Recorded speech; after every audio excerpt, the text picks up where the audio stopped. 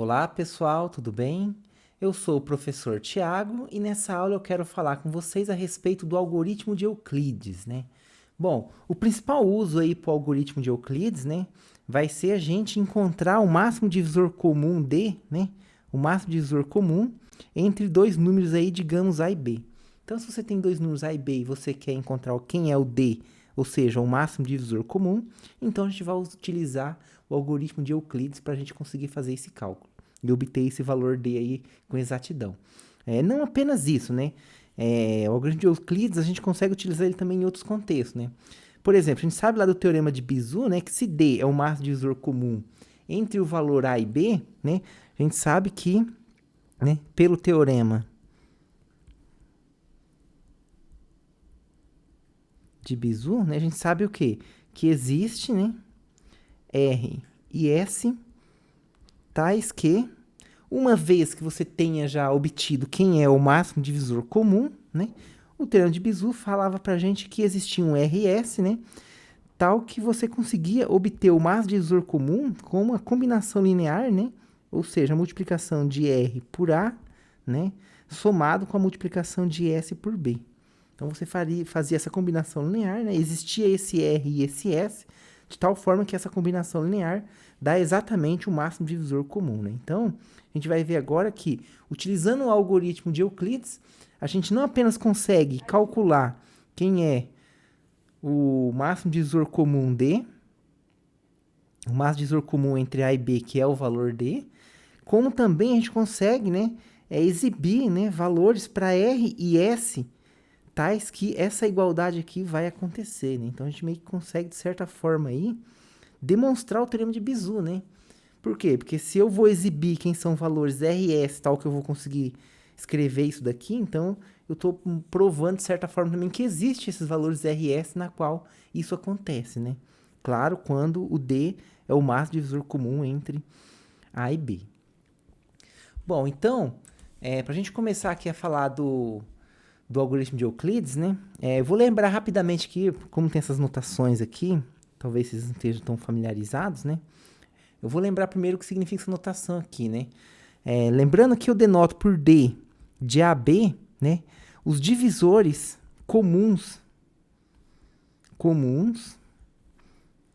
de A e B, né? Então, D de AB é um conjunto formado por alguns pontos, né? Onde alguns números, vamos dizer assim, onde esses números vão ser os divisores que são comuns tanto a A quanto a B, né?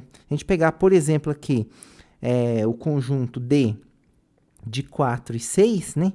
A gente sabe que eles vão ser os divisores comuns a 4 e a 6, né? A gente sabe que os divisores de 4 é o conjunto formado pelo número 1, 2 e 4, né? E os divisores de 6 é formado por 1, 2, 3 e 6, né? Quando a gente analisa os divisores comuns, né, a gente vê o que, então? A gente vê que o 1 é um divisor comum, né, a 4 e a 6, ele se encontra aqui e aqui. A gente vê também que o 2 é um divisor comum a 4 e a 6, né, ele se encontra aqui e aqui, né? E a gente vê também que apenas esses dois números vão ser divisores comuns, né? O 4 é divisor de 4, mas não é de 6. O 3 e o 6 são divisores de 6, mas não é divisor de 4. Né? Então, os divisores comuns são apenas 1 e o 2. Então, essa notação, quando eu coloco D de A a B, representa o conjunto dos números que são divisores comuns, tanto de um quanto de outro. Né? Então, o algoritmo de Euclides ele começa com esse lema, né? Que eu apresento aqui no slide para vocês. Ok? Que diz o seguinte, né?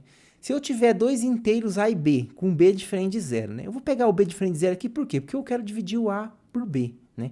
E eu não posso dividir por zero, então eu considero o B diferente de zero, né?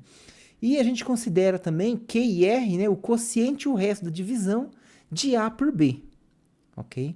Então, o que esse lema diz pra gente é o seguinte, bom, ó, você dividiu o A por B, então, o conjunto D, né? O que diz nesse lema aí, né? É que o conjunto D, né? Ou seja, os divisores comuns de A e B, né? Esse conjunto é o mesmo conjunto que os divisores, né? Que os divisores de B e R, onde R é o resto da divisão de A por B. Então, você vai dividir o A por B, isso vai dar um resto, né?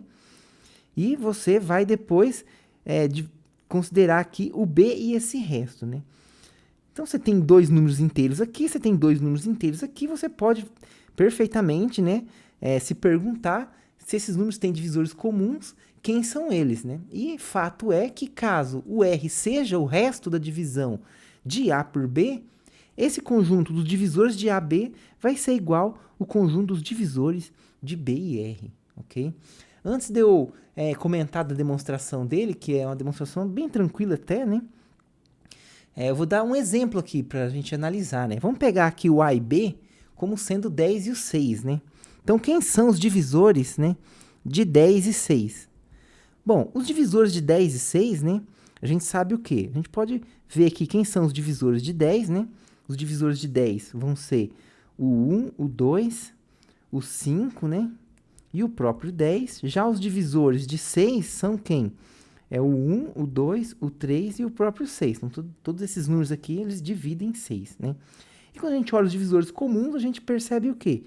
Que comuns aqui tem o 1 e tem o 2 apenas, né? Então, os divisores comuns de 10 e 6 é o conjunto formado por 1 e 2. Bom, agora eu quero saber quem é os divisores comuns de B e R, né? Do resto, ou seja, então eu vou fazer o quê? Eu vou dividir o 10 por 6, né? Então, quando a gente dividir aqui, então isso aqui implica pra gente, isso aqui leva a isso aqui, né? E se eu dividir o 10 pelo 6, isso vai dar 1, 1 vezes 6 dá 6, 6 para 10 dá resto 4, não é mesmo? Então, falta 4 para você chegar em 10. Então, quer dizer o quê? Quer dizer que eu posso escrever isso daqui, né? De que maneira? 10 como sendo 6 vezes o quociente 1, mais o resto 4, né? Lembrando que o resto sempre vai ser menor que o dividendo que a gente tem aqui, né? E maior ou igual a zero, né? No caso que isso está acontecendo. Eu estou falando isso agora porque vai ser importante depois você observar, né, que esse resto sempre é menor ou igual que o dividendo ali. A gente vai usar esse fato depois. Então, o que está falando aqui, né? Então, se eu pegar o resto aqui, quem que é o resto aqui? O resto aqui é o valor 4, né? Então, esse lema fala pra gente, bom, se os divisores comuns de 10 e 6 é 1, 2, não tem saída. Como 10 dividido por 6 tem resto 4, quando você for analisar os divisores comuns, né, de 6 e 4, ou seja, você pega só esse cara aqui e o resto da divisão de 10 por ele, né, que aí vai dar o 4, né? Opa. Vou voltar aqui. Que aí só vai dar o 4. Então, isso aqui não tem saída. Vai ter que ser o mesmo conjunto. Bom, se os divisores comuns de 10 e 6 é 1, 2, então os divisores comuns aqui também vão ser 1 e 2, né? E de fato, né, se você fizer separadamente, né, você ia ver aqui que os divisores de 6 são quem? O 1, o 2, o 3 e o próprio 6, né? Já os divisores comuns de 4 seriam quem, né? Opa, tá difícil hoje, hein? Seria o 1, o 2 e o próprio 4, né? E você veria também nesse caso aqui que os divisores comuns seriam apenas 1 e 2. Então, isso aqui tem as duas maneiras, né? Você pode, então, se você souber quem é o divisor comum, os divisores comuns de 10 e 6, você consegue obter quem são os divisores comuns de 6 e 4. E, por outro lado, se você souber que os divisores comuns de 6 e 4 é 1, 2, você também obtém os divisores comuns de 10 e 6, né? E, na verdade, é a maneira na qual a gente acaba utilizando mais essa propriedade, né? Por quê? É muito mais fácil você achar os divisores comuns de números menores, né? Do que você achar divisores comuns de números maiores, né? Então, se você sabe aí que os divisores comuns de 6 e 4 é 1, 2, né? Então, se você observar que 10 é um número na qual, quando dividido por 6, deixa resto 4, né? Então, quer dizer que os divisores comuns daqueles dois números vão ser o mesmo conjunto, né? E não apenas o 10, né, pessoal? Se você tivesse isso daqui, né? Você poderia pensar em outros tipos de resto, né? Você poderia pensar num número aqui, que dividido por 6 te dá resto 4, né? Por exemplo, no lugar do 1 ali, eu poderia colocar um quociente 2, né? 2 vezes 6 dá 12. 12 mais 4 dá quanto? 16. Então, se eu dividir 16 por 6, eu sei o quê? Que isso dá 2 com o resto 4, não é mesmo? 2 vezes 6 dá 12, 12 mais 4 dá 16. Então, quer dizer o quê, né? Se os divisores de 6 e 4 é 1, 2, né? Com essa divisão aqui, você consegue concluir também o quê? Que os divisores de 16 e 6, né? ou melhor assim, os divisores de 16 e 6 vão ser o conjunto 1, 2. Conjunto 1, 2. Beleza? Então, esse exemplo aqui ilustra pra gente, né, a importância dessa propriedade aqui. Você saber, né, que o conjunto dos divisores de A e B é igual aos divisores de B pelo resto da divisão de A por B. Então, isso aqui vai simplificar muito o processo, né, de você obter quem são os divisores. Professor, mas por que você quer saber essa relação entre os divisores comuns de números? Pelo seguinte fato, pessoal. Lembra o seguinte. Quem que era o máximo divisor comum de dois números? Né? Se esse conjunto D de AB denota os divisores comuns, então quando você toma o máximo dele, você vai ter o maior dos divisor comum. E o maior dos divisor comum nada mais é que o máximo divisor comum, não é mesmo? Então o que que significa, gente? Se você tem aqui, né? Se você conclui aqui que os divisores comuns, né, por exemplo, de 10 e 6 é igual aos divisores comuns de 6 e 4, né, onde 4 é o resto da divisão de 10 por 6, então quer dizer o quê? Se esses dois conjuntos são iguais, que são conjuntos numéricos, né, estão eles aqui, ó, representados, né, os divisores comuns de 10 e 6, divisores comuns de 6 e 4. É um conjunto numérico. Aqui a gente já sabe que é 1, 2, por quê? Porque eu já fiz a conta, né, mas a princípio você não saberia, né, se você não tivesse calculado ainda, você não saberia quem seria esses dois conjuntos. Mas você sabe que são conjuntos de números, onde os números são divisores comuns. Se esses dois conjuntos são iguais, são os mesmos números que estão nos dois, vocês concordam comigo que se eu considerar o máximo em ambos os conjuntos, também vai dar o mesmo máximo, né? Porque esses dois conjuntos são iguais, o maior valor de um vai ser igual ao maior valor do outro, porque eles são iguais, né? Então, você tem que o máximo, né, do conjunto 10 e 6 vai ser igual, né, ao máximo dos divisores comuns, né, de 6 e 4. E olha que interessante. Quem que é o máximo dos divisores comuns de 10 e 6? Esse cara aqui nada mais é que o MDC, ou seja, o máximo divisor comum de 10 e 6. E esse cara aqui, por outro lado, vai ser o máximo, né, vai ser o máximo divisor comum, ou seja, vai ser o MDC, né, de 6 e 4. Então, isso aqui, pessoal, é uma propriedade fantástica, né? Isso aqui é a essência do algoritmo de Euclides. É isso que ele fala para você. Você quer calcular o máximo divisor comum de 10 e 6? Basta você calcular o máximo divisor comum de 6 e 4, que esses máximos divisores comuns são exatamente o mesmo. O mesmo, né? Então, tá difícil calcular o máximo divisor comum. Beleza, você não precisa calcular ele. Você faz o quê? Você pega o 10, divide o 10 por 6, não é mesmo? Isso aqui vai dar 1, deixa resto 4. O que você faz agora? Pega o dividendo aqui 6 e divide por esse novo resto 4. Ok? Né? E então, né, você... na verdade, eu estou dando um passo além já, né? Não precisa ir tão longe assim. Tem resto 4. Deu resto 4 quando você dividiu 10 por 6? Beleza, então você não precisa calcular o máximo divisor comum de 10 e 6. Calcula o máximo divisor comum de quem? Do divisor com o resto. 6 e 4. Olha que legal isso daqui, né? Então, agora é mais fácil você calcular o máximo divisor comum de 6 e 4. Por quê? Porque os números são menores, não é mesmo? O 6 é menor que o 10 e o 4 é menor que o 6. Então, fica mais fácil você encontrar os divisores desse número e, consequentemente, você identificar, né, quais serão aí os eventuais divisores comuns, né?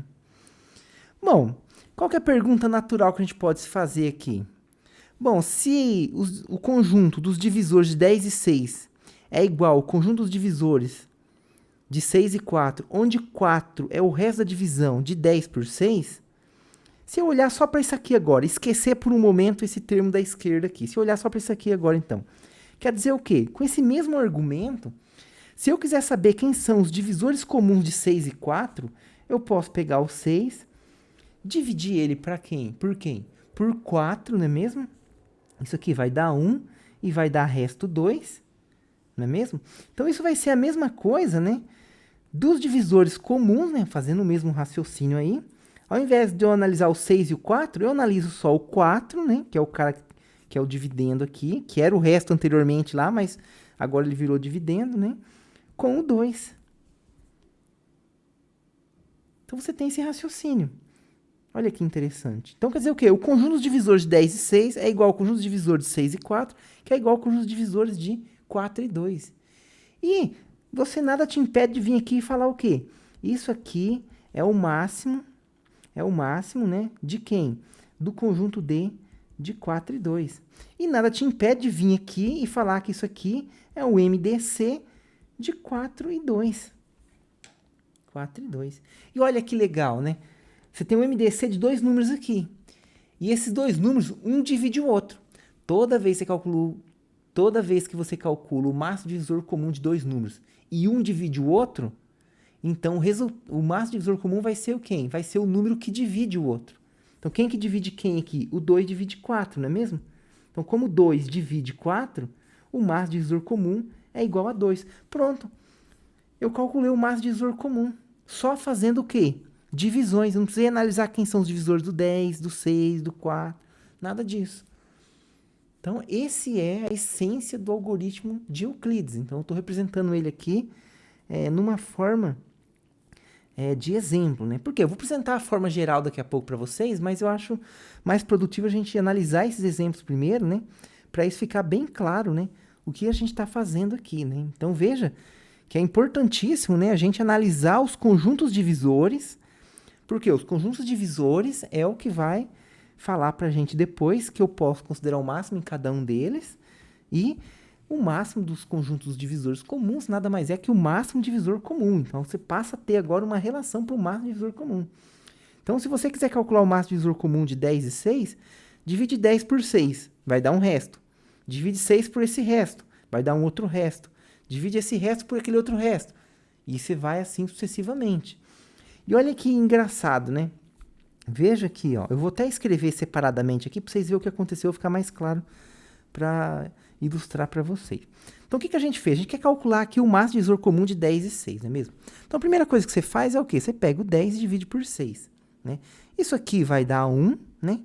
E 1 vezes 6, né? Para 10 falta 4, então você tem um resto aqui 4, ok? Então, vou colocar com a cor aqui amarela o resto 4. O que a gente faz agora, né? Agora eu pego o divisor, que é 6, né? E vou dividir pelo resto. Então, agora eu vou fazer o quê? Eu vou pegar o 6 e vou dividir pelo resto que eu tinha, que é 4. Não é mesmo? Isso aqui vai acontecer o quê? Isso aqui vai dar 1, 1 vezes 4, 4. Para chegar em 6 falta 2, então eu tenho aqui um resto 2. Então, eu vou ter um novo resto 2 aqui. Agora, eu faço o procedimento de novo.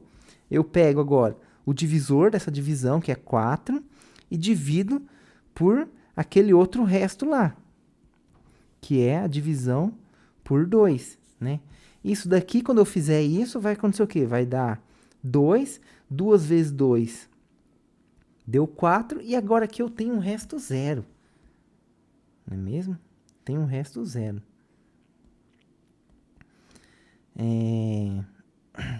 Eu poderia fazer esse passo de novo? O que vai acontecer se a gente fizesse esse passo de novo, né? Eu teria que escrever o 2 dividido por 0, né? Mas eu não posso dividir por 0, então não tem como mais eu continuar esse processo. Então, esse processo termina. Então, na verdade, essas divisões sucessivas, né? A gente pode chamar isso aqui de divisões sucessivas, esse processo vai terminar quando eu tiver um resto 0, tá vendo? Vai terminar quando eu tiver um resto 0. E mais, né? Quando você tiver um resto 0, o que isso significa, né? O que isso significa? Olha que interessante aqui, né? O 10 e o 6, né? Você está falando o quê? Está falando dos divisores de 10 e 6. O 6 e o 4 aqui está falando dos divisores de 6 e 4. E o 4 e 2 está falando dos divisores de 2 e 4. Então, quando você fala o máximo divisor comum de 4 e 2, que é o que está aqui, se o resto é 0, o que significa? Significa que esse cara divide esse, não é mesmo? Que é igual aconteceu aqui nesse exemplo, tá vendo?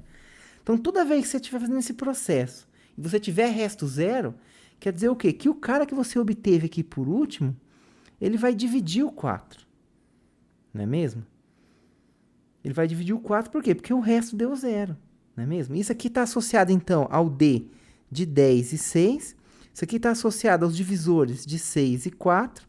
Isso aqui está associado aos divisores de 4 e 2, né? Que, por sua vez, isso aqui vai estar associado ao MDC de 10 e 6, ao MDC de 6 e 4, ao MDC de 4 e 2. E como o resto agora é 0, O 2 divide 4, então quer dizer que o 2 divide 4 e você sabe quem é esse cara aqui. Se o 2 divide 4, né, o MDC é o cara que divide, que é no caso aqui 2, né? Então, o lema que eu vou provar para vocês agora prova que esses conjuntos são iguais. Consequentemente, quando você toma o máximo, você tem essas igualdades aqui. E quando aquele resto é zero, isso aqui acontece. Beleza, gente?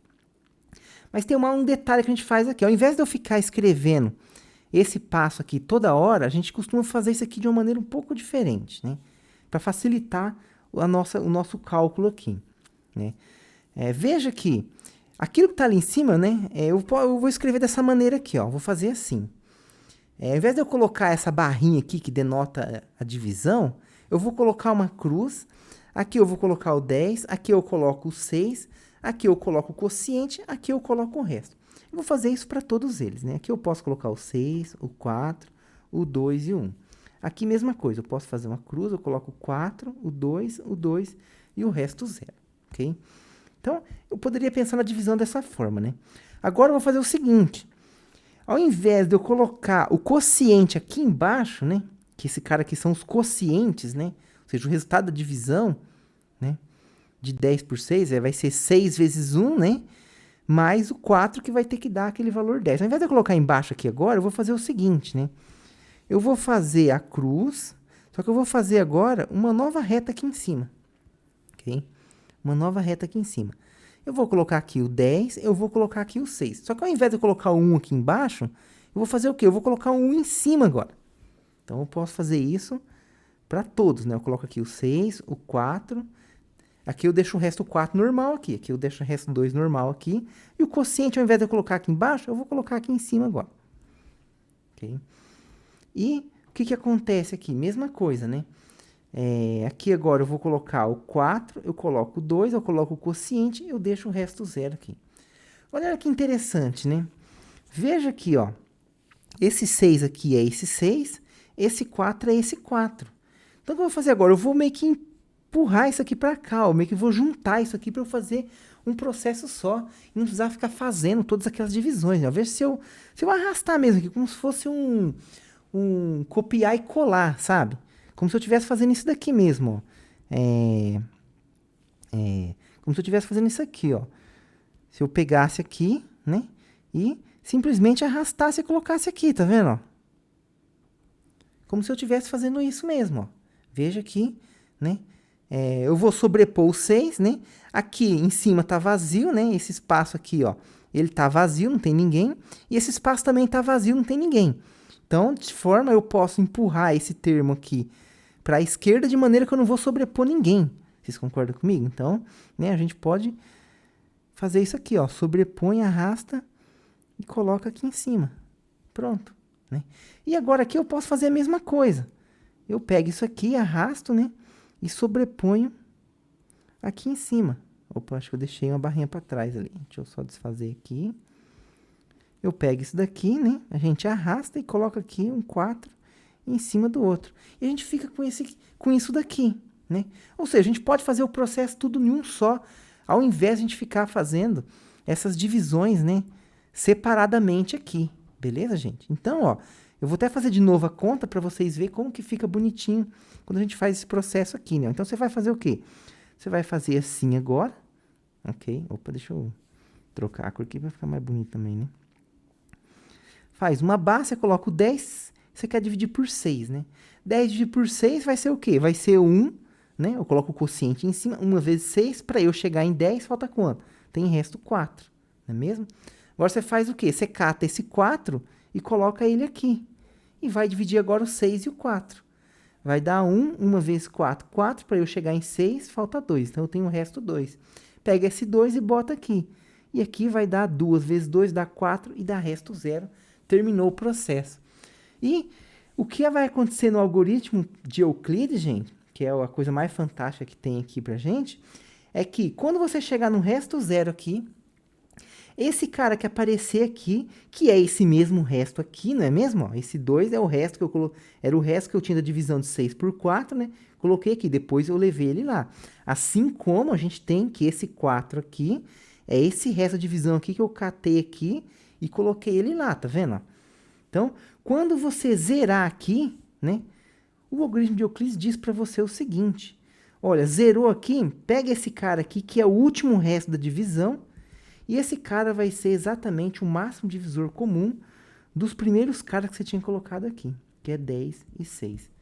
Então, esse aqui é o algoritmo de Euclides aqui, aplicado num exemplo pra gente, ok? Olha que coisa bonita.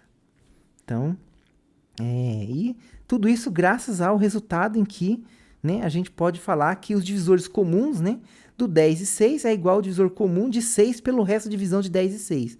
Já o divisor comum de 6 e 4 é os divisores comuns de 4 pelo resto da divisão de 6 por 4, que é 2. E quando você faz esse processo aqui, né, aí você tem que o 2 divide 4, então o resto da divisão dá 0, o processo termina. Então, você tem que os máximos, quando você toma o máximo de cada conjunto desse, você tem os máximos divisores comuns, né? E como 2 divide 4, o máximo divisor comum de 4 e 2 vai ser 2, que é o último resto de divisão que você tem antes do zero, né? Não é mesmo? Olha aqui, ó. A gente foi fazendo as divisões, tá vendo? Então, antes de eu ter o resto zero, quem foi o último resto da divisão? O 2, que é o mesmo cara que eu catei e coloquei aonde? Coloquei aqui para fazer a nova divisão. Então, o último resto da divisão não nulo, ele sempre vai ser o máximo divisor comum. Ok, gente? Então, isso aqui é um exemplo aí que ilustra perfeitamente para a gente aí o algoritmo de Euclides, né? Claro, né? Eu estou falando para vocês o quê? Que o conjunto dos divisores comuns, né, de um número A e B, né, ou seja, do 10 e 6, é igual aos divisores comuns de 6 pelo resto da divisão de 10 por 6, que no caso aqui é 4. Né? Estou falando isso aqui. Nesse caso nosso aqui, ó, veja que eu fiz as contas dos divisores comuns, né? Então, a gente viu que tudo é igual mesmo, né? Mas se eu tiver com um número AB qualquer, então eu estou utilizando, né? Claro, a gente não pode usar por 10 por 6 e concluir que isso vale para qualquer número inteiro, não é mesmo? Então, né? É importante a gente demonstrar o quê? Que o dividir A por B é igual, né? Os divisores de A e B, os divisores comuns a e B, são iguais aos divisores comuns a B e R, onde R é o resto da divisão de A por B, né? Ou seja, né? Você divide o A por B, então você tem que o A vai ser igual a B vezes Q, mais um certo resto, né? E aí você vai pegar esse resto, né? Vai pegar esse B, que era o dividendo, e vai dividir agora por esse resto aqui. E você vai fazendo esse processo seguidamente. Beleza, gente? Bom, então a gente precisa provar esse resultado que fala que os divisores comuns, né? Eles se mantêm, né? Quando eu vou considerando essas divisões aqui, os divisores comuns, né? Considerando o resto, ao invés de eu considerar o dividendo, né? Então, eu meio que troquei o dividendo pelo resto. Depois, de novo, vou trocar o dividendo pelo resto, E você vai fazendo assim sucessivamente. Então, eu vou demonstrar que isso aqui agora é verdade, tá? Então, esse lema consiste, né, na gente demonstrar, né? Então, eu quero demonstrar o quê? Eu quero demonstrar que os divisores, né, de A e B é igual aos divisores de B e R, né? Onde, né? O R é o resto da divisão de A por B, né? Ou seja, o A é igual a B vezes um certo quociente Q, mais um resto R. Lembrando que o resto R, pessoal, ele sempre é maior ou igual a zero, né? O resto nunca é negativo. E ele é menor que o dividendo, que é B. Ok? Ele é menor que B. Ele é menor que B. Então, ó, vamos provar isso daqui. Isso aqui são conjuntos numéricos, lembra? Conjuntos numéricos. Como que eu provo que dois conjuntos são iguais? Eu tenho que provar duas coisas. Primeiro, eu provo que o D de AB está contido no D de BR. E depois eu tenho que provar que os divisores comuns de B e R estão contidos nos divisores comuns de A e B. Então, eu vou provar essas duas coisas aí, né? Vamos chamar isso aqui de I, né? E vamos chamar isso aqui de 2i, né? Como que eu provo que um conjunto está contido no outro? Eu pego um elemento qualquer, x, nesse conjunto dos divisores comuns de A e B, e eu tenho que provar, né, que ele está lá nos divisores comuns de B e R, né? Então, vamos provar aqui esse item I, né?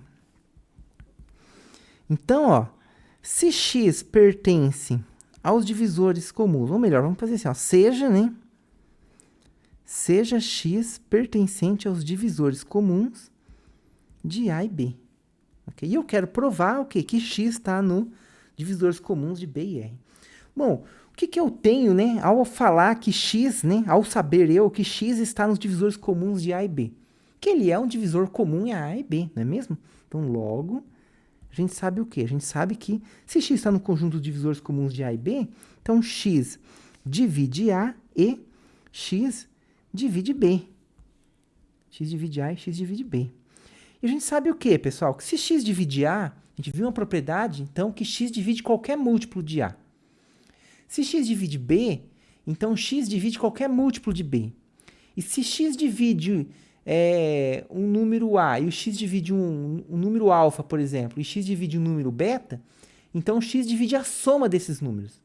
Em outras palavras, pessoal, se x divide A e x divide B, a gente viu já uma propriedade que fala que x divide quem? A combinação linear de A e B, que seria os alfa A mais os beta B. Ok? Onde alfa e beta pode ser quaisquer números inteiros. Qualquer números inteiros. Então, a gente sabe o quê? Que se x divide A e x divide B, então x divide qualquer combinação linear. Ok? Então, guarda essa informação aqui. Então, assim, né, x divide essa combinação linear, né, para todo alfa e beta pertencente aos inteiros. Por outro lado, observe o seguinte. Por outro lado, a gente sabe o quê, né? Que a gente está dividindo A por B, não é mesmo? Por outro lado, a gente sabe que A é igual a B vezes Q mais um certo resto R, não é mesmo? E eu quero provar o quê? Que esse R é tal que, né? O X está onde? Nos divisores comuns de B e R. De B e R, né? Aqui é um B, tá, pessoal? Desculpa aqui. Aqui é um B. Por outro lado, a gente sabe isso aqui. Por quê? Porque a gente está dividindo A por B e está considerando R e o resto, né? Bom, se X dividir A e B, isso aqui eu posso reescrever, né? Se A é igual a B vezes Q mais R, eu posso reescrever isso aqui da seguinte maneira, né? Logo, a gente sabe o quê? A gente sabe que o R é igual ao A menos B vezes Q. E o A menos B vezes Q eu posso escrever como sendo 1 vezes o A mais o menos Q vezes o B. Vocês concordam comigo? Eu não mudei nada. 1 vezes A dá A, né? Mais com menos dá menos Q vezes B dá menos QB, que é menos BQ, que é o que está escrito aqui. Então, eu só reescrevi diferente. Por quê, pessoal? A gente conseguiu concluir aqui que o resto, ele na verdade é uma multiplicação de um número inteiro por A e um outro número inteiro por B, tá vendo? É 1 vezes A, né? E menos o quociente vezes B. E eu já tinha visto que, o quê? Eu já tinha visto que X divide qualquer combinação linear de A e B. Né? Então, se eu chamar isso aqui de 1 e isso aqui de 2, né? Se x divide qualquer combinação linear de A e B, ou seja, para qualquer alfa e beta o x divide, e em particular, se eu considerar o alfa igual a 1 e o beta igual a menos q, eu vou concluir o quê? Que o x divide esse número aqui. Bom, mas esse número aqui é igual a r, então o que eu concluo? Que x divide r. Então, de 1 e 2... temos que o x divide R. Como o x já dividia B desde lá da hipótese, tá vendo? Ó, x já dividia B, então eu concluo que assim, x divide B e x divide A, divide R. Né? Daí, eu concluo que, então, que x pertence ao conjunto, qual conjunto? Dos divisores comuns a B e a R, né? Por quê? Porque ele divide os dois números, então ele é um divisor comum, a B e a R. Se ele é um divisor comum, ele está nos conjuntos divisores comuns de B e R. Então, veja bem, ó. Eu comecei pegando o x nos divisores comuns A e B, consegui concluir que esse x, né, ele está nos divisores comuns de B e R. E x é um elemento que eu peguei aleatoriamente. Veja que eu não estou explicitando quem é o x, né? Então, como o x é aleatório, eu concluo o quê? Que todo elemento daqui pertence a esse conjunto aqui. Com isso, eu posso dizer, então, que isso aqui está provado, né? Que os divisores comuns de A e B estão contidos nos divisores comuns de B e R. Para você provar que os divisores comuns de B e R estão contidos nos divisores comuns de A e B, É a mesma coisa, você usa de novo essa igualdade aqui, né? Só que aí você sabe o quê? É mais direto ainda, né? Por quê? Porque se x divide b e divide r, então x divide essa combinação linear de b vezes q mais, né? B vezes q eu posso escrever como sendo b vezes q, ou melhor, eu posso escrever como sendo q vezes b mais 1 vezes r, não é mesmo? Então, se x divide r e x divide b, então x divide essa combinação linear. Então, x divide a. Bom, eu já tinha pegado x dividindo b e dividindo r. Então, ele divide r e ele divide também a. E ele divide b. Não é mesmo? Então, ó, se x divide b e divide r, então ele divide essa combinação linear, então ele divide a. Então, eu concluo o quê? Que x divide, já sabia que x dividia b, e concluí agora que ele divide a. Então, ele está no conjunto de divisores comuns de a e b. Então, é o mesmo raciocínio, é só você... É até mais fácil, na verdade, provar esse caso aqui, né? Você não precisa passar esse termo aqui para o outro lado. Você pode deixar ele aqui mesmo e já concluir direto, beleza? Então, como é análoga à prova, eu não vou provar ele, eu deixei de exercício para vocês, né? E fato é, então, né, que uma vez que você provou que esse conjunto aqui está contido naquele e aquele está contido nesse, né? Então, você tem que esses dois conjuntos são iguais, ok? Então, você sabe lá no fundo, então, que é verdade, né? Que esses dois conjuntos aqui são iguais, né? E mais, né? E mais, para concluir aí o nosso lema, como vocês podem ver aí, né? Ó, consequentemente, os massos de divisores comuns vão ser iguais, né? Se eu provei que os divisores comuns, a A e a B, são iguais, os divisores comuns, né? A B e ao resto da divisão de A por B, né? Então, eu tomo o máximo dos dois lados, né? Eu tomo o máximo dos dois lados. Então, eu tenho que máximo dos D de AB é igual ao máximo dos divisores comuns de B e R, né? Esses caras são iguais, né? Mas o máximo, isso aqui nada mais é que o MDC de AB, né? E esse máximo do lado de cá, nada mais é que o MDC de B e R, né? Olha que coisa linda, né? Então, se você quer precisar alguma vez calcular o máximo de divisor comum de A e B, ao invés de você calcular esse máximo de divisor comum, divide o A por B, acha o resto da divisão, e aí você começa a procurar o máximo de divisor comum de B e R. E você pode ir fazendo esse processo sucessivamente até você encontrar quem vai ser o seu máximo de divisor comum. Então, aqui eu vou apresentar agora de modo genérico para vocês, ok? Aquilo que eu fiz no exemplo, né? Isso que eu estou falando para vocês, né? Você poderia fazer todo esse processo que eu fiz aqui, você poderia fazer de novo, né? Caso o máximo de divisor comum de B e R não fosse um valor evidente para você. Então, você poderia pegar de novo, dividir o B por R, você achar um novo resto, né? E aí, você poderia calcular o máximo de divisor comum, né? Vai ser igual, né? Esse máximo de divisor comum aqui, por sua vez, vai ser igual o máximo de divisor comum desse resto que está aqui com o novo resto que você vai obter, ok? Então, você pode fazer esse processo, né? E esse processo continua, né? Vou até apresentar para vocês aqui.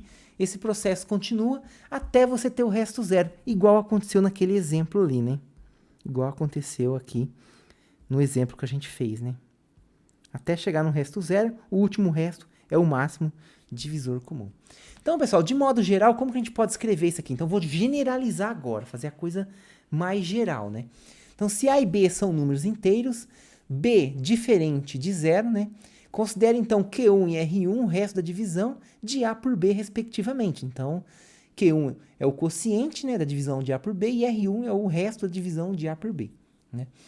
O que acontece agora? Você faz o seguinte, você pega o cara que era o B, né, que era o divisor, e divide pelo resto que você obteve. Então, considere agora Q2 e R2, o quociente e o resto da divisão de B pelo primeiro resto que eu chamei de R1. Então, você pega B, divide pelo R1. Okay? E aí, quando você pegar o B e dividir pelo R1, você vai ter o quê? Você vai ter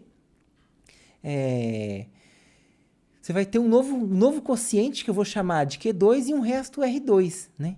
Você faz o que agora? Você vai chamar, então, de Q3 e R3 o resto da divisão de R1 por R2. Então, você pega o primeiro resto, divide pelo segundo resto, e você, com isso, vai ter um quociente 3 e um resto 3 agora.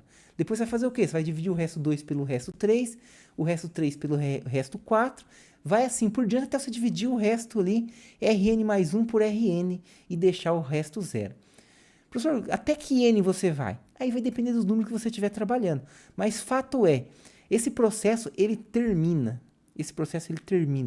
Por quê, pessoal, que esse processo termina? Observa o seguinte aqui, ó. Vamos pegar esse exemplo aqui para ficar mais claro, né? Aqui, veja o que aconteceu. Eu dividi o 10 por 6 e dei um resto, né? Quando você divide por 6, o resto está entre 0 e 6, não é mesmo? Aliás, é maior ou igual a 0 e menor que 6. Então, está entre 0 e 5, na verdade, né? Nesse caso aqui foi 4. Mas fato é o quê? Que esse resto sempre é menor que o divisor.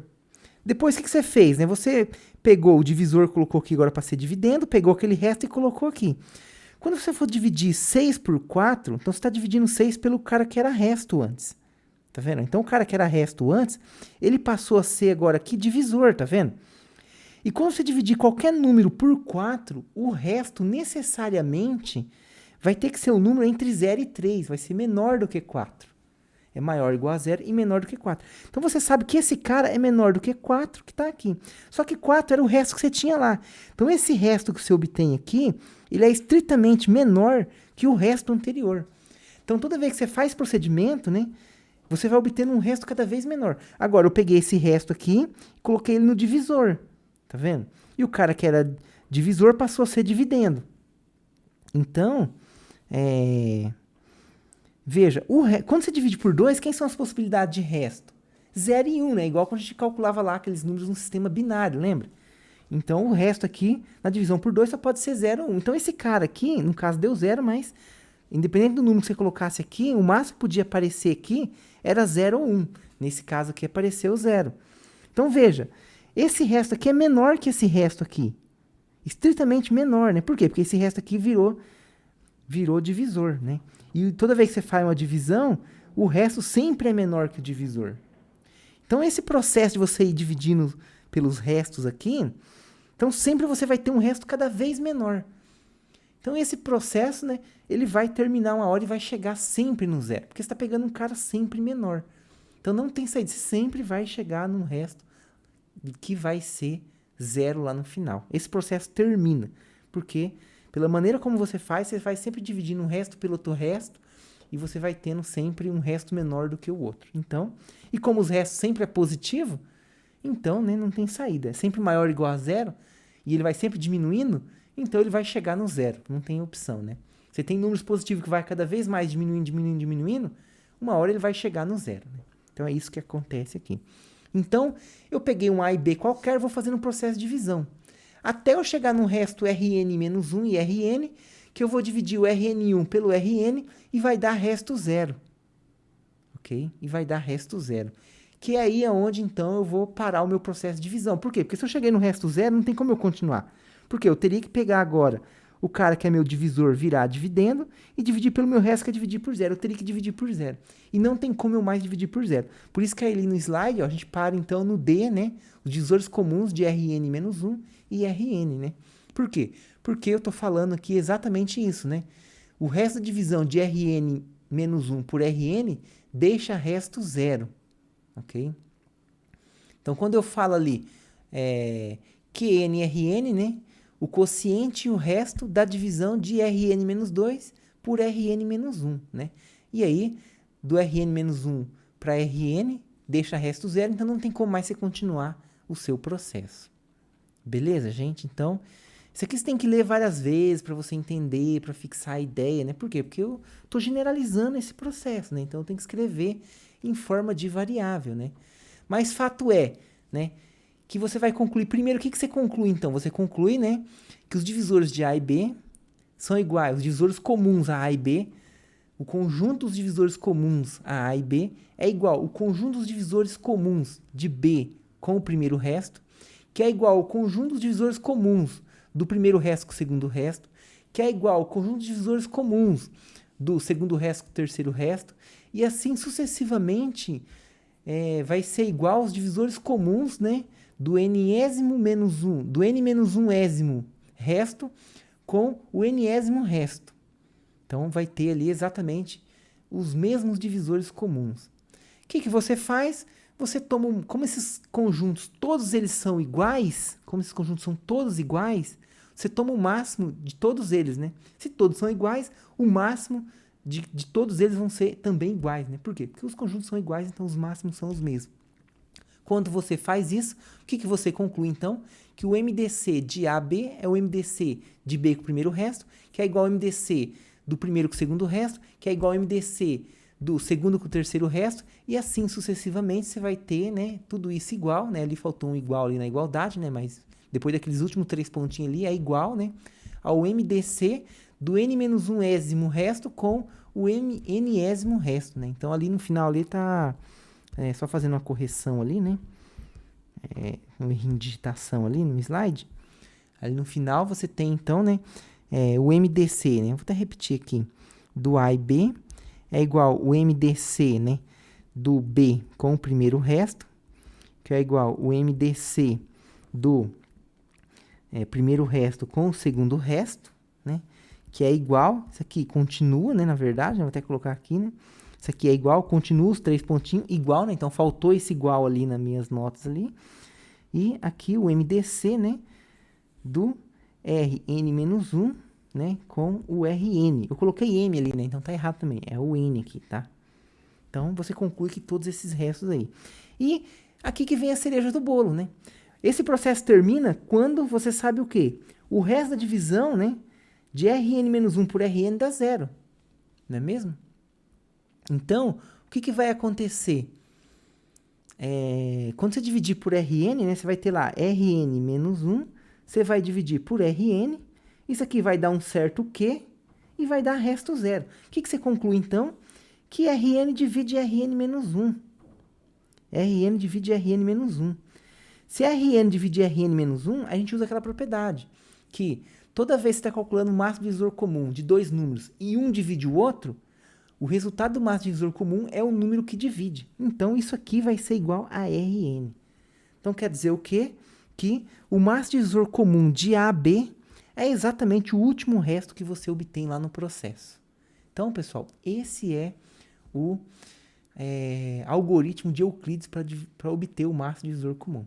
Só para finalizar aqui essa questão, né, do cálculo do máximo divisor comum, né, eu vou calcular, por exemplo, aqui agora, eu quero utilizar esse processo, né, fazer como exemplo aqui, para calcular o máximo divisor comum de 64 e 40. Né? Então, vamos fazer esse cálculo do máximo divisor comum, né?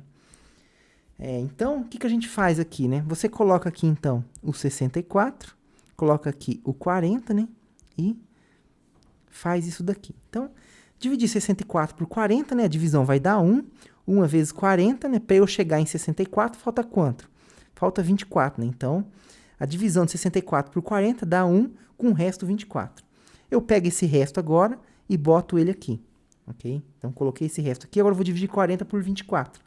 Isso aqui dá 1. 1 vezes 24 para 40, falta 16, não é mesmo? Então, agora eu pego esse resto aqui e boto ele aqui, não é mesmo? Coloco esse resto aqui e vou dividir agora 24 por 16. Quando eu divido 24 por 16, isso aqui vai dar 1. 1 vezes 16 dá 16. Para eu chegar em 24, falta quanto? 16 para chegar em 24, falta 8. Não é mesmo? 8. Pega esse resto, coloca esse resto aqui. Que é o resto 8. 16 dividido por 8, opa, aí dá 2 redondo. 2 vezes 2 dá 16, dá resto 0. O processo terminou. Se o processo terminou, esse cara aqui é exatamente o seu último resto, né? Que é esse Rn que aparece aqui, ó. Então, nesse caso aqui, o nosso N seria quem aqui, né? Ó? Então, eu tenho aqui um resto, 2R resto e o terceiro resto. Então, eu teria o R3 igual a 8 nesse processo aí de fazer as divisões sucessivas, né? Sempre dividindo o divisor pelo resto, né? E assim sucessivamente. Então, quer dizer o quê? Que o máximo divisor comum de 64 e 40 é exatamente 8. Então, esse é o algoritmo de Euclides. E como eu falei para vocês lá no início, não sei se vocês lembram, o algoritmo de Euclides, a gente não usa ele apenas para calcular o máximo divisor comum, ok? A gente vai usar ele também aqui agora na questão do teorema de Bezout, não sei se vocês lembram. Então, eu vou até pegar a conta que eu já fiz aqui, que eu quero aproveitar essa conta aqui. Deixa eu apagar esses que está escrito aqui. Eu quero aproveitar essa conta aqui agora e comentar com vocês, né, esse processo que basicamente, né, resume em essência, né, vamos dizer assim, isso aqui resume para a gente em essência, né, o algoritmo de Euclides, né. Isso Isso aqui resume pra gente, em essência, aí, o que é o algoritmo de Euclides, né? Então, eu vou copiar isso aqui e vou colar aqui no final, aqui pra gente fazer umas continhas com esse processo, nesse exemplo aqui. Então, vamos lá. Vamos colar aqui, né? Então, a gente fez essa conta aqui para calcular o máximo de divisor comum, não é mesmo? Ó, se você tivesse... eu fiz dessa forma aqui, né? Mas você poderia ter feito da forma que, que eu tô falando para vocês também, né? Você coloca o 10 aqui, o 6 aqui, dá 1, sobra resto 4, bota esse resto aqui, dá 1, sobra resto 2, bota esse 2 aqui, 2 vezes 2 dá 4, dá resto 0, o processo terminou. Esse 2 aqui é o MDC de quem?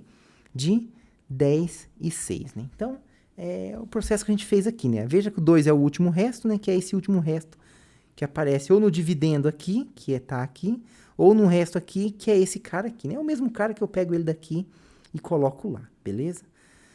Bom, agora, o que a gente sabe lá do teorema de Bezout, né? A gente sabe no teorema de Bezout que se D é igual o máximo divisor comum entre A e B, né? Se isso aqui acontece, o teorema de Bezout diz o que pra gente, né?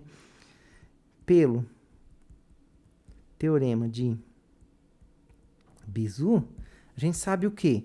Existem R e S números inteiros, né? Tais que, né, o máximo divisor comum vai ser igual a R vezes o 10, mais quem? O S vezes o 6. Então, se D, na verdade aqui é A e B, desculpa, tá, pessoal? Aqui o máximo divisor comum de A e B. Então, é R vezes A mais S vezes B. Então, ó, se eu pegar agora, então, o 2 igual ao máximo divisor comum de 10 e 6, ou seja, vou pegar o A igual a 10, o B igual a 6, que dá máximo divisor comum 2, o que acontece, então, né? Então, ó, quando, por o teorema de Bezout, né? Quando 2 é igual o MDC de A e B, quando 2 é igual ao MDC de A e B, existem R e S inteiros, ok? Tais que acontece o quê? Que 2 é igual a um R vezes... Aqui agora, aqui que eu tinha que colocar os números, eu não coloquei, né? É 10 e 6, eu estou invertendo as coisas. Então, é R. Então, como 2 é o máximo divisor comum de 10 e 6, quer dizer o quê, então? Que existe R e S, tal que eu consigo multiplicar por R o 10, né? E consigo multiplicar por 6 o S, né? Vezes 6. O R vezes 6. Então, existe um S, existe um R, que eu multiplicar por 10 e por 6 vai dar exatamente 2, né? Então, o teorema de Bezout fala isso pra gente, mas tem um problema. O teorema de Bezout não fala como que a gente calcula pelo menos um R e S. Ok? Então, né? Agora a gente vai utilizar o algoritmo de Euclides e vai ver como que a gente consegue, né? Usando o algoritmo de Euclides de trás para frente, agora a gente vai usar ele de trás para frente, como que a gente consegue escrever o máximo divisor comum como combinação linear do 10 e do 6. Ok? E para isso, pessoal, a gente vai usar a divisão de trás para frente, né? Se para calcular o máximo divisor comum a gente fez daqui para cá as divisões, para a gente achar o R e o S, a gente vai fazer daqui para cá agora, né? Claro, eu vou começar da onde? Eu vou começar daqui, né? Que é onde eu tenho o resto não nulo, né? Então, o que significa quando você escreve, né?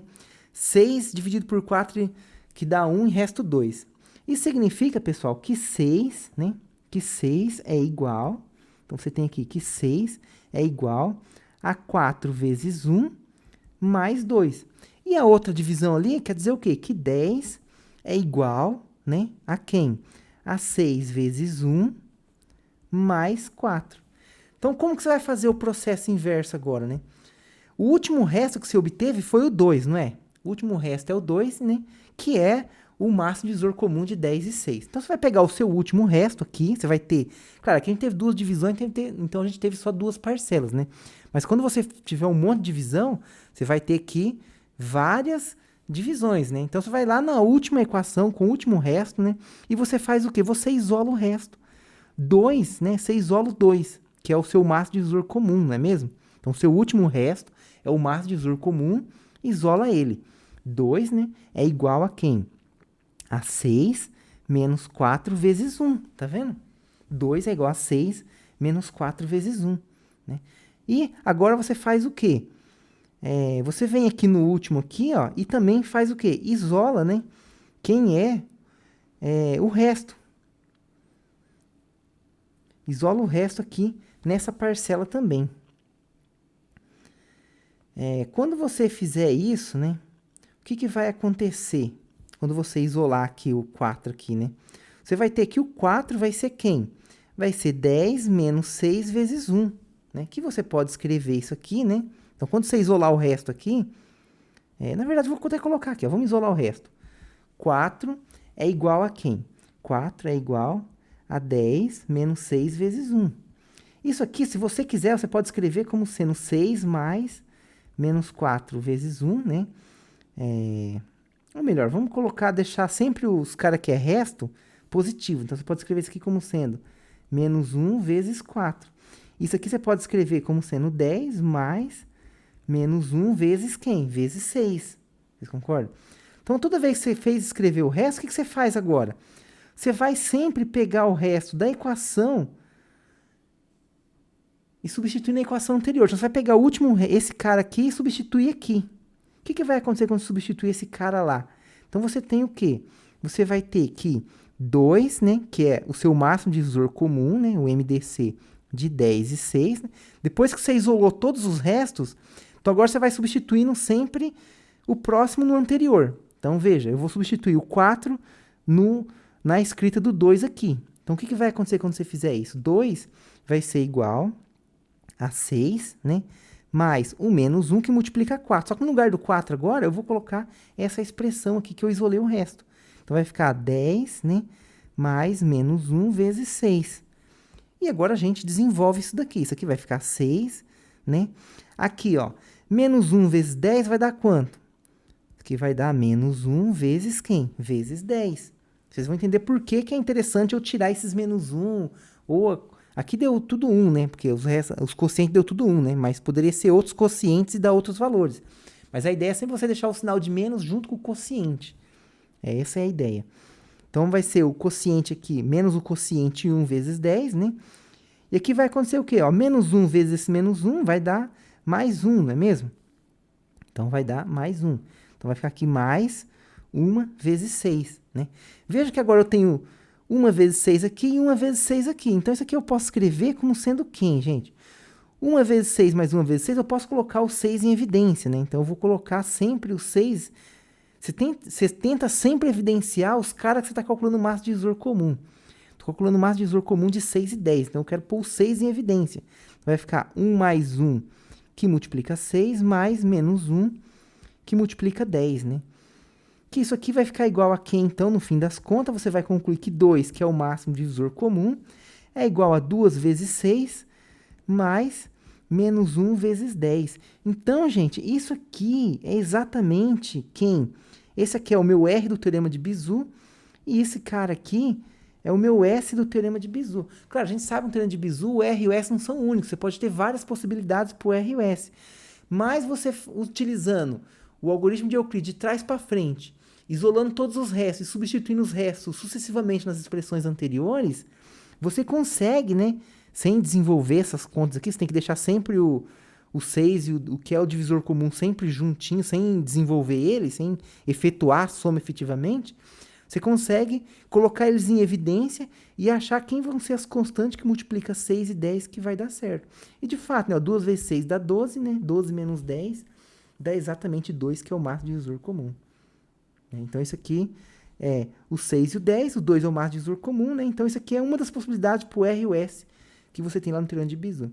Então, na verdade, o algoritmo de Euclides, de certa forma, ele prova também para a gente o teorema de Bezout. Por quê? Uma vez que você exibe R e S, dá os dois valores A e B quaisquer, né? E o D, divisor comum, o máximo divisor comum de A e B, né? Então, uma vez que com esse processo inverso você consegue escrever quem é, você consegue exibir R e S, então você provou que existe o R e S. Na verdade, você está até exibindo quem é um desses caras. Então, essa é uma das maneiras de você, né, conseguir achar quem são os coeficientes que vão multiplicar 6, vão multiplicar 10, na qual você vai ter aí o R e o S, o resultado da soma como sendo 2, né?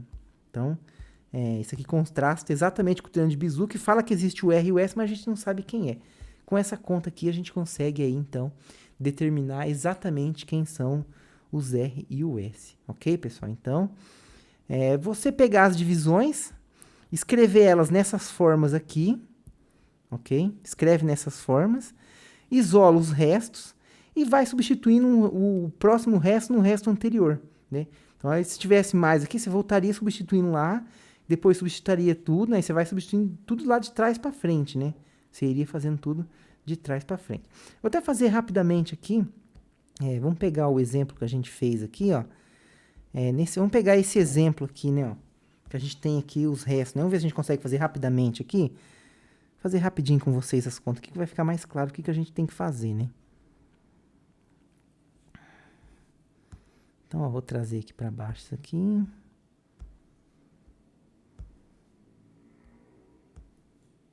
Então, ó, beleza. Então, essa aqui é a conta que a gente fez, né, para calcular o máximo divisor comum de 64,40. Então, a gente sabe o quê?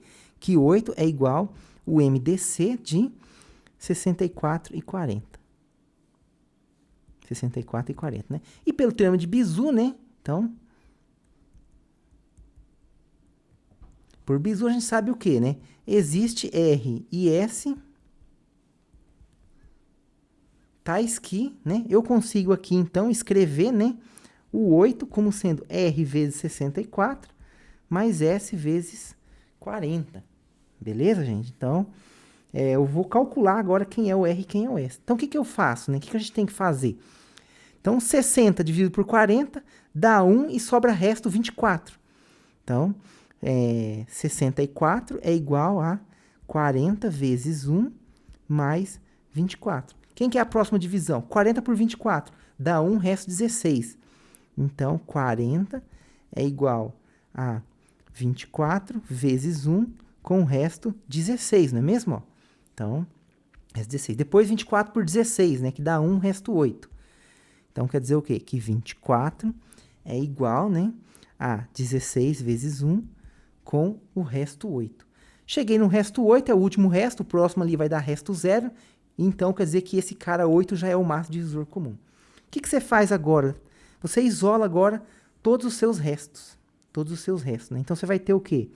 Que 24 é igual a 64 menos 40 vezes 1.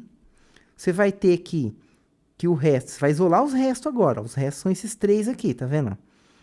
Então, você vai isolar agora o 16. Vai ser igual a 40 menos 24 vezes 1. Ah, professor, você precisa ficar colocando vezes 1? Sim, né? Porque aqui é o quociente, tá, gente? Quociente, de novo, né? Eu peguei um exemplo, eu pego esse exemplo meio aleatório para fazer aula aqui, e acabou que meus quocientes aqui deu tudo 1, né? Então, por isso que tá aparecendo 1 aqui. Mas, em geral, vai aparecer um 2, um 3, um 5. Então, para enfatizar que você tem que colocar aqui o cara. Você não pode resolver a multiplicação. Essa é a jogada aqui. Se tivesse 2 aqui, você não poderia colocar 80. Você tem que deixar 2 vezes 40. Então, você não resolve nada dessas operações, você vai deixando as multiplicações ali. Então, isso é importante para você conseguir fazer isso aqui, né? E você tem que 8, que é o último resto, é igual a quem? É igual a 24, né? Menos 16 vezes 1. E agora o que você vai fazer, gente? Você vai substituir um resto no... Você vai sempre fazer o que agora? Você vai pegar, né? Esse resto, você vai começar agora o quê? Você vai pegar o maior resto e vai substituindo nos outros, né? Então, o maior resto é 24. Você vai pegar o 24, vai substituir no 16. E depois você vai pegar o 16 e vai substituir na expressão do 8, né? Na expressão do 8. Exatamente. Por quê? Porque depois que você trocar todo mundo, então, né? Você vai ficar só com as expressões em termos de 64 e de 40, né? Que é os casos na qual eu estou calculando o máximo divisor comum, né? Então, você tem... você tinha essas expressões, agora você tem essas aqui, né? Vou até colocar um parênteses aqui, para ficar bem claro o que acontece aqui. Bom, eu sei o que então, né? Eu sei que 8 é igual a 24 menos 16 vezes 1. Então, eu sei que 8, né? Eu vou pegar o meu último cara, então, né? O meu menor resto, que é o MDC. Você tem que começar pelo MDC, né? Esse cara aqui é 24, né? Menos 16 vezes 1. Bom, 16 é o resto anterior, tá vendo? Ó? É o resto que tá aqui. Então, eu vou trocar ele por quem? por aquele cara lá. E o 24 é aquele outro resto lá. Então, eu posso trocar ele também por aquele cara ali. Tá vendo? Mas eu não vou trocar ainda para vocês verem o que acontece aqui agora quando você tem mais termos, né? Então, isso aqui, eu vou trocar só o 16. Então, isso aqui é igual a 24. Então, agora eu escrevi a última e vou utilizar a próxima. Ok? Eu vou utilizar aquela ali. Então, é que lá naquela hora eu tinha escrito primeiro o último resto, né? E depois eu fui escrevendo os outros restos, né? Aqui agora eu inverti as coisas, né? Mas sempre você vai começar com o resto que é o do máximo divisor comum. Ok, gente? Então, aqui agora, ó, é 24, né? E 16, agora eu substituo pelo próximo. Pelo anterior, vamos dizer assim, né? Que seria aquele ali. Então, menos, no lugar do 16, então eu coloco o quê? 40 menos 24 vezes 1. Ok, gente? Isso aqui vai ficar igual a quem? Vai ficar 24 menos 40 mais 24, né? Você nunca efetua essas multiplicações, você sempre coloca os caras em evidências, né? Então, ficou aqui, ó, 24 vezes 1, né? Então, eu tenho 24 vezes 1 e aqui eu tenho menos 40. Agora, eu vou colocar o 24 em evidência. Então, vai ficar aqui 1 mais 1 que multiplica 24 menos quem? Menos o 40. Então, vai ficar igual a 2 vezes 24 menos o 40. Ok? E agora, pessoal, eu vou fazer o quê? Eu vou trocar agora o próximo resto, né? Então, eu substituí o 16. Quem que tem agora aqui de resto ainda? O 24, tá vendo? Ó? Que é quem? Que é esse primeiro resto que a gente tinha. Então, eu vou substituir ele. 24 eu vou trocar por 60 menos 40 vezes 1. Né? Então, eu vou ter aqui duas vezes, né? Então, aqui vai ser 60 menos, né? Se eu olhar lá, né? O 24 é 60 menos 40 vezes 1. Então, é 60 menos 40 vezes o número 1. Né? E quando você fizer isso, você vai ter 2 vezes 60, né?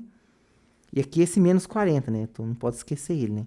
Que eu só troquei esse 24 por essa expressão aqui. Então, o menos 40 está lá. Então, é 2 vezes 60, né?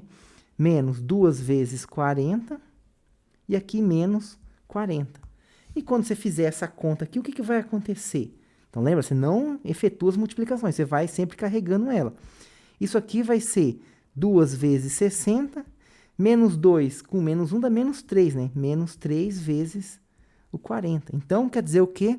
Eu consegui escrever 8 como sendo 2 vezes 60, né? Mais menos 3 vezes 40. Então, quer dizer o quê? Que o meu R aqui vale 2, né? O meu R, ele vale 2. E aqui o meu S está valendo menos 3, né? Lá no Teorema de Bezout, né? O Teorema de Bezout falava pra gente que existia, né? Existia um RS, tal que você consegue escrever o 8 como sendo R vezes 64 mais S vezes 40, né? Então, eu não sei porque que apareceu esse 60 aqui. Eu errei alguma conta aqui, pessoal. Vamos ver aqui, né? Aqui 24, é 64 menos 40. Não sei porque eu coloquei 60. Então, quando eu substituir esse 24 aqui, é 64 menos 40 aqui. Então, aqui é 64. Aqui é 64, né? E aqui é 64. Tá fazendo essa pequena correção aí. Então, veja, ó. Aqui também é 64. Então, o meu cara que multiplica 64 é exatamente 2, né? E aqui é menos 3 vezes 40. Isso vai dar exatamente 8, né? 2 vezes 64 dá quanto? Só dá 128, né? E 2 vezes e 3 vezes 40, menos 3 vezes 40 dá menos 120, né? Então, 128 menos 120 deu exatamente 8. Olha que coisa linda, né? Então, usando aí o algoritmo de Euclides de trás para frente, a gente consegue também obter os coeficientes RS. Pelo menos algum deles, né? A gente sabe que tem muitos. Na verdade, a gente vai ver mais para frente que vai ter infinitos coeficientes ali que dá para você colocar no lugar do R e o S. Mas aqui a gente consegue pelo menos achar 2, né? Pelo menos achar uma possibilidade para os coeficientes usando o algoritmo de Euclides. Beleza, gente? Então, fica aqui registrado, então, aí esse método de cálculo aí, né? Que a gente tem para fazer aí, para achar quem é o RS lá do Teorema de Bezout, né? Pelo menos uma possibilidade para eles, utilizando o algoritmo de Euclides meio que de trás para frente aí. Beleza, gente? Então, bom, o que eu queria falar com vocês basicamente nessa aula era isso, pessoal. Espero que vocês tenham entendido.